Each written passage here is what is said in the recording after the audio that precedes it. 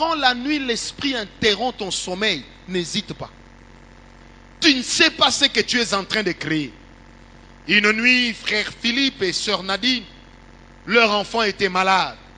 Ils ont appelé mon épouse 2 heures du matin. Ils ont parlé avec elle. Elle m'a réveillé, elle dit, ça ne va pas là-bas. L'enfant de Philippe est malade. Je sens que cet enfant est en train de mourir. J'ai dit à ma femme, cet enfant-là porte mon nom. Pour le prendre, il faut passer par mon corps. Frère, elle a coupé. Moi, j'étais là la nuit, comme en train de dormir.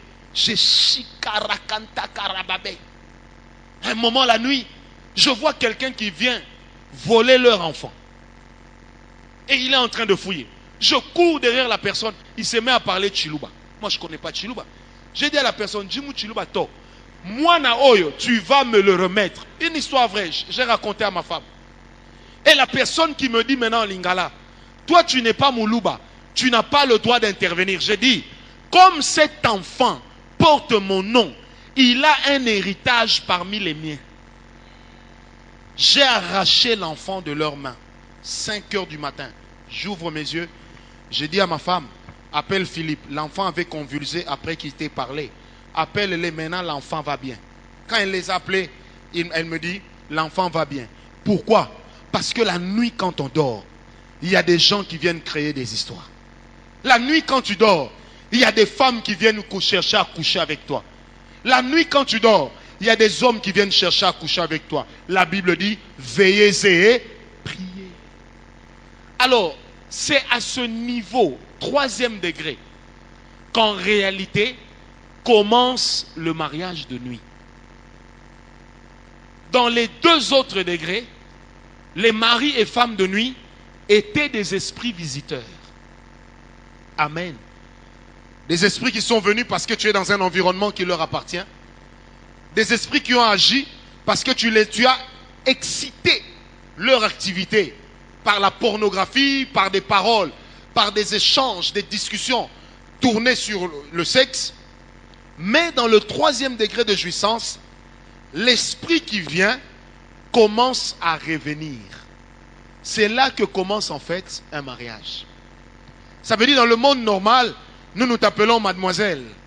Mais dans l'autre monde là, tu es madame. Est-ce qu'on me comprend? C'est ici qu'en fait commence le mariage de nuit. Amen. Et là, qu'est-ce qui se passe? Le concerné, celui qui est attaqué par l'esprit de femme de nuit, il a comme l'impression que l'esprit qui vient le visiter, ils ont comme un lien quelque part. Donc, il sent qu'il fait l'amour, mais il ne se sent pas violenté. Est-ce qu'on comprend la différence? Il sent qu'il fait l'amour, mais il ne se sent pas violenté. C'est comme si au plus profond de lui, son corps accepte cela. Son corps commence à agréer cela. Quand je parle de son corps, pas physique, mais son corps dans les rêves commence à accepter d'être avec. J'ai connu un monsieur qui avait l'habitude de dire à ses amis, ah mon cher, il est 21h, moi je dois partir. Il dit pourquoi? Il dit la femme de nuit va venir. Vous avez des gens qui n'arrivent pas à faire la cour. Vous dites non, frère Wana Yuma. Il y a des gens, il a déjà sa femme de nuit. Pourquoi il va faire la cour? Et l'avantage avec la femme de nuit, si avantage il y a, c'est qu'elle n'attend ni fleurs, ni cadeaux. Elle ne te demandera ni cabello, ni mac. Est-ce que quelqu'un me comprend?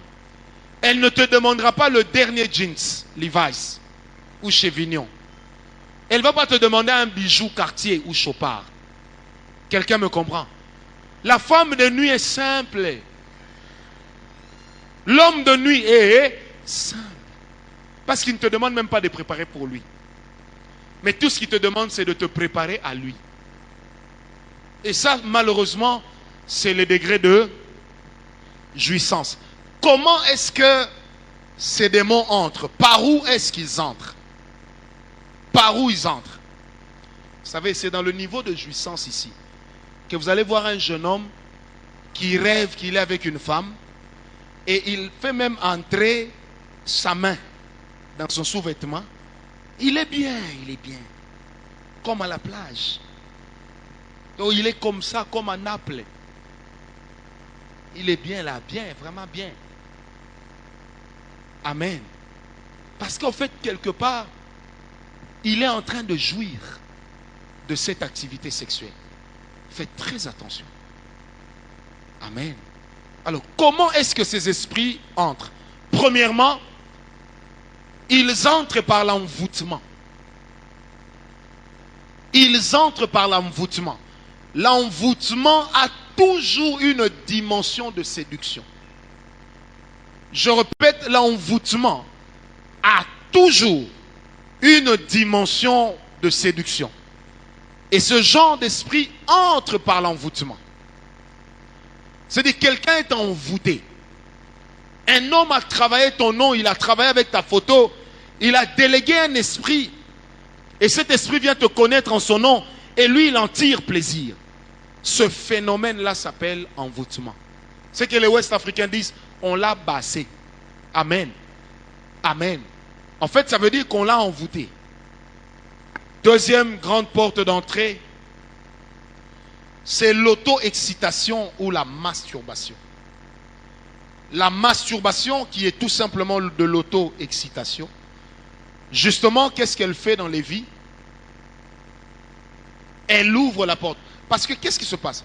Une personne qui se masturbe dévoile dans le monde spirituel son désir de partenaire sexuel. Il dévoile son désir de partenaire sexuel qu'il n'a pas physiquement. Alors que peut faire un esprit mauvais?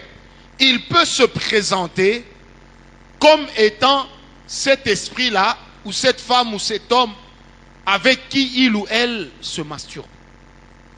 C'est pourquoi la masturbation peut vous conduire à un envoûtement et à un mariage de nuit, de degré jouissance, parce que quand vous vous masturbez, vous jouissez. Quelqu'un est avec moi? Je disais, quelqu'un est avec moi? Troisième porte d'entrée, c'est la culture de l'obscénité. Vous savez, il n'y a qu'à voir la musique congolaise. Comment il y a une culture d'obscénité. Comment les danses sont devenues obscènes. Les hommes dansent comme les femmes dansent comme vous-même vous savez. Mais quelle culture! Je me rappelle, nous étions dans une fête d'un monsieur qui était ministre. Il y a 10-12 ans de cela. Je revois même le rythme. On est là assis, on était avec le pasteur Beleke et d'autres personnes. Nous sommes assis, on discutait, on prenait notre sucré. La fête était calme. À un moment, on entend seulement... Frère,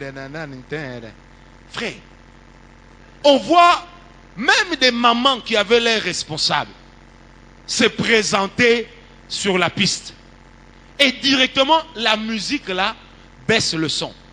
On commence à dire, c'est les maman, c'est. Frère, nous nous sommes retrouvés. Vous connaissez ça. Donc nous nous sommes retrouvés, le pasteur Aimé et moi, au milieu des personnes qui nous montraient qu'elle est postérieure. Donc nous étions là, vraiment comme des va-nu-pieds. Et on avait des gens comme ça. Et puis, il y a sa nièce qui vient dire, tonton,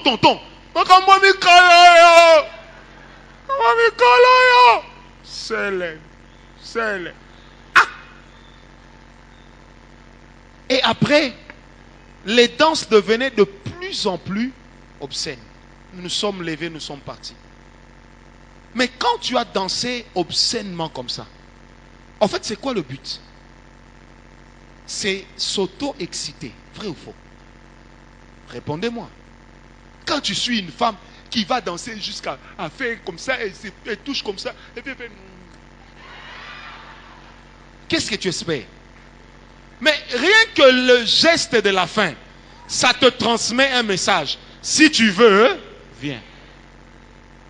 Oh, elle dit à combien de personnes, si tu veux, viens? Combien viendront? Il y en a qui peuvent être courageux comme Gloire, il viendra parler. Mais il y a des gens comme Caris, il ne va pas parler, il risque de te chercher la nuit. Bien aimé, je vais vous dire une chose que plusieurs jeunes ignorent. Il y a beaucoup de chansons qu'on écoute aujourd'hui, que ceux qui les chantent, je ne dis pas toutes, les ont reçues dans des loges. Elton John, en 1995, avait dit, je l'ai lu personnellement dans Paris Match, quand il a sorti, comment ça s'appelait encore? Sacrifice. Il dit clairement ceci, il dit, je reçois toutes mes chansons sous la forme sorcellérique. Ensuite, je les interprète en anglais. Et toi, quand tu vas dormir comme ça, tu mets un bon Elton John qui joue. Mais en fait, c'est quoi le sens caché même de cette chanson? Ça veut dire, donne-toi en sacrifice, donne-toi en libation, pour que le Dieu maille te reçoive. Et il a été prouvé que la plupart des gens accros au slow, accros au zouk, généralement, ils finissent toujours dans une vie d'impudicité. Et ils sombrent dans la mélancolie. Ils deviennent mélancoliques. Parce que le genre de musique que nous suivons influence notre personnalité. Quand tu dors, frère, mon épouse est là, elle peut vous dire, pendant 2 ans, je dormais avec RFI. Je commençais à parler comme Christophe Boisbouvier. Parce que quand je dors, mon subconscient enregistre. Je pouvais parler des informations qu'on a données à 3 heures, alors que j'étais dans un sommeil profond. Qu'est-ce qui m'a donné la capacité? Je créais un climat dans ma chambre qui permettait à mon subconscient de tirer des informations. Bien aimé, ne l'oubliez jamais. Bénin a dit dans son livre Bonjour Saint-Esprit, que j'ai lu il y a très longtemps, il avait dit, la dernière des choses avec lesquelles tu dors est capable d'influencer la qualité des rêves que tu feras. La dernière. J'avais un père païen, mais qui était sage. Mon père avait un principe. Si tu lui amènes une lettre la nuit, il ne va pas lire. À part ses enfants, si tu l'appelles après 20 heures, il ne décroche pas. Un jour, j'ai dit, papa, pourquoi tu ne décroches pas la nuit? Et pourquoi tu ne lis jamais des lettres la nuit? Il dit, généralement, les lettres apportent des mauvaises nouvelles. Si je dors avec une mauvaise nouvelle, la mauvaise nouvelle va influencer ma nuit. Est-ce qu'on me comprend? Alors, comment sort ce genre d'esprit? Premièrement, il faut développer un esprit de prière. Quand l'esprit de prière est développé, ça va te donner un réflexe. Même en pleine nuit, quand ce genre d'esprit sera en train de s'approcher de toi, tu remarqueras que la possibilité de lui dire « va-t'en au nom de Jésus » existera. Le nom duquel ton cœur, ton esprit est rempli, agira et réagira.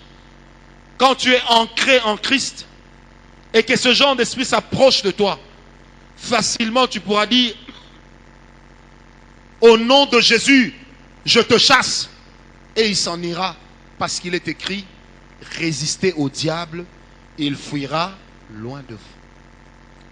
Deuxième chose, ayez l'habitude de beaucoup adorer Dieu.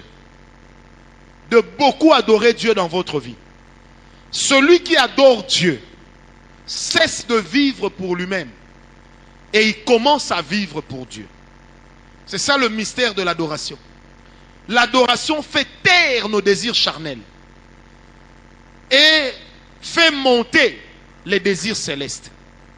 Celui qui adore, il est capable de sortir de n'importe quelle situation de combat. C'est pourquoi le roi David dit, je crie, loué soit l'Éternel, et je suis délivré de mes ennemis. Qu'est-ce qui le délivre de ses ennemis? L'attitude de louange, l'attitude d'adoration. Amen. Quand David dit dans le psaume 23, verset 4, il dit, quand je marche dans la vallée de l'ombre de la mort, ta houlette et ton bâton me rassurent. On nous l'a prêché ici dimanche. C'est quoi une houlette? C'est quoi, pardon, le bâton du berger? C'est le bâton avec lequel il range les brebis pour suivre le même chemin, mais c'est aussi avec le même bâton qu'il chasse les dévoreurs. Qu'il chasse les esprits qui viennent pour chasser, pour manger ses brebis. Or, la Bible déclare, celui qui repose à l'ombre du Tout-Puissant repose à l'abri du Très-Haut. Quand le Très-Haut est une ombre pour vous, alors il devient un abri sûr. Et on conclura comme David que 1000 tombent à ma gauche, 10 000 à ma droite. Je ne serai pas atteint. Je ne serai pas atteint. Ça ne veut pas dire que le diable n'attaquera pas, mais ça veut dire qu'il ne m'atteindra pas. Troisième chose qui va vous permettre de lutter contre ce genre d'esprit, ce sera de fermer les portes aux extérieurs de votre corps et de vos pensées. Entendez par là le bon choix de musique, le bon choix des discussions ou des échanges, mais également s'abstenir d'une vie d'impudicité. Parce que l'impudicité avilit, l'impudicité vous éloigne de Dieu. Et la dernière des choses à faire dans ce troisième degré de jouissance, ça sera de refuser catégoriquement cette visitation. J'aimerais préciser ici, et l'Esprit de Dieu me demande de le faire. Quand vous êtes en phase avec un esprit de mari de nuit du troisième degré et que vous commencez à développer une jouissance derrière les relations qu'il vous impose, vous commencez à créer une habitude spirituelle. Vous commencez à créer une habitude qui peut faire que cet esprit devienne, vous considère comme quelqu'un qui lui est redevable. Est-ce qu'on m'a compris?